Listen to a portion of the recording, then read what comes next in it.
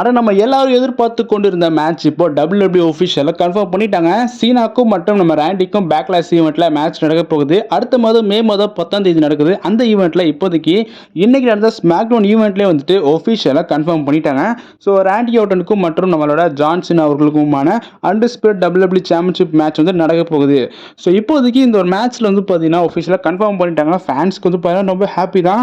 But இருந்தாலும் இந்த ஒரு மேட்ச்ல வந்துட்டு கோடி ரூட்ஸ் இன்டர்ஃபேஸ் அதுக்கான வாய்ப்புகள் ரொம்ப அதிகமாக இருக்குது. ஸோ ஏன்னா உங்களுக்கே தெரியும் சீனாக்கும் கோடிக்கும் வந்து பார்த்தீங்கன்னா க்ளீனான அந்த சாம்பியன் வின் பண்ணலை நம்ம சீனா அவர்கள்.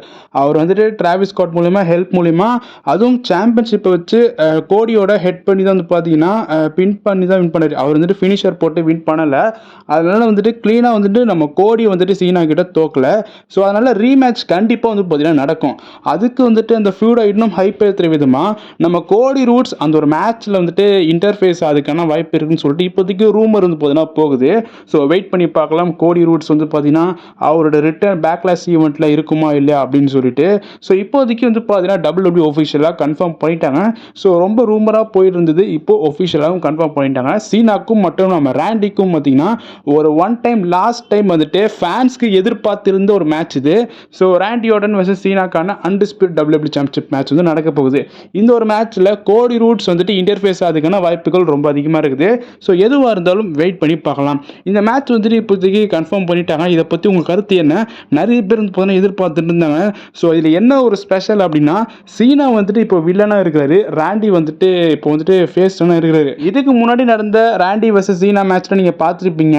எப்போவுமே சீனா வந்து ஃபேஸ்டானாவே இருந்திருப்பாரு, ராண்டி ஹில்டனாக இருந்திருப்பாரு. இந்த தடவை ஆப்போசிட்னால வந்துட்டு கண்டிப்பாக ஃபேன்ஸ் வந்துட்டு ஒரு மிகப்பெரிய எக்ஸ்பெக்டேஷனோட வந்து பாருங்க இந்த மேட்சை பார்க்குறாங்க சீனாக்கும் மற்றும் ராண்டிக்கும். ஸோ இந்த மேட்ச் நீங்கள் எவ்வளோ எக்ஸ்பெக்ட் பண்ணுறீங்க அப்படின்றத கமெண்ட்ல தெரிவிங்க.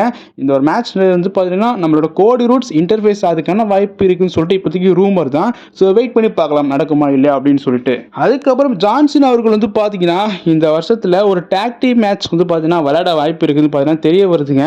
அதுவும் யார் கூட அப்படின்னா டிராவிஸ் ஸ்காட்டோட தான். ஸோ அவர் இருக்காரு பார்த்தீங்கன்னா சிங்கர் அவர் தான். ஸோ அவரோட கூட சேர்ந்து டாக் டீம் மேட்ச் வந்துட்டு விளையாடுவார் இந்த வருஷத்துக்குள்ள அப்படின்னு சொல்லிட்டு ரூமர் போகுது. பட் இது நடக்குமா இல்லையான்னு சொல்லி கேட்டினா கண்டிப்பாக நடக்கிறதுக்கான வாய்ப்புகள் கம்மி தான். ஏன்னா டிராவிஸ் ஸ்காட் வந்து இப்போ ரெஸ்லர் கிடையாது.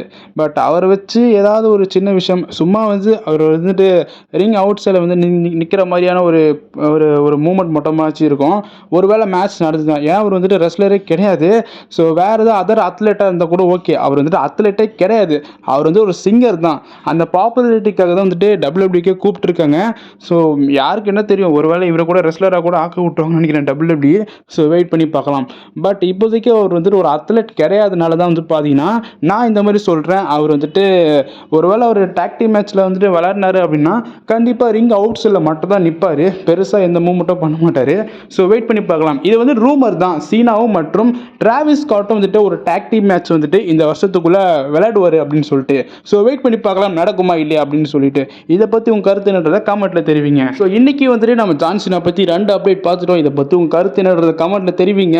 ஸோ நம்ம ராண்டி ஆர்டனுக்கும் மற்றும் சீனாக்கும் லாஸ்ட் டைம் மேட்ச் நடக்க போகுது. கோடி ரூட்ஸ் இன்டர்ஃபேஸ் ஆகும்னு சொல்லிட்டு ரூமர் போகுது. ஸோ வெயிட் பண்ணி பார்க்கலாம் நடக்குமா இல்லையா அப்படின்னு சொல்லிட்டு. இதுக்கப்புறம் வரப்போகிற அப்கமிங் ஸ்மாக்டவுனில் வந்துட்டு பேக்லாஷ் ஈவெண்ட்டோட மேட்ச் லிஸ்ட் நம்ம தெரிஞ்சிடும். இதுக்கப்புறம் மேட்சஸை கன்ஃபார்ம் பண்ண தான் போகிறாங்க.